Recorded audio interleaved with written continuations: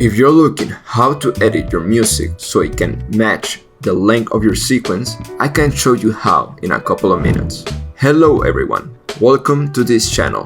I'm Giovanni Pino, and if this video helps you, please let me know in the comments and give it a like so it can help others who may need to watch this video. The sequence here in the timeline contains a lot of different clips. Below the video footage, there is a music track that I want for this sequence.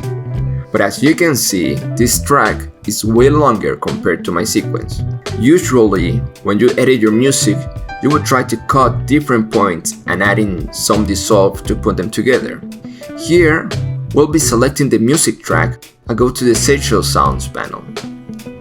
If you can find it, make sure it's activated from the window menu, here. Then I go back to the Essential Sound menu. We select Music,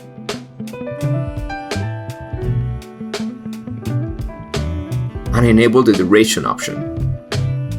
There we can find out that Remix is enabled, where we can set our desired target duration for the music.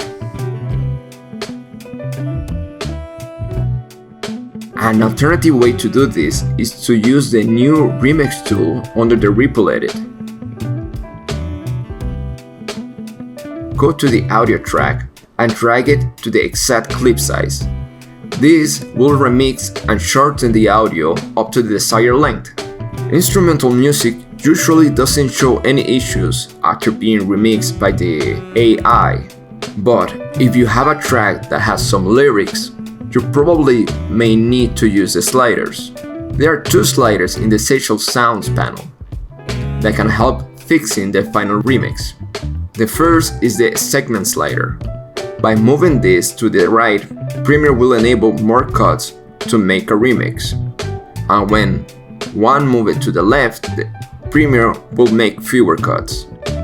The other slider is the button variation slider, which will help to focus on other parts of the music.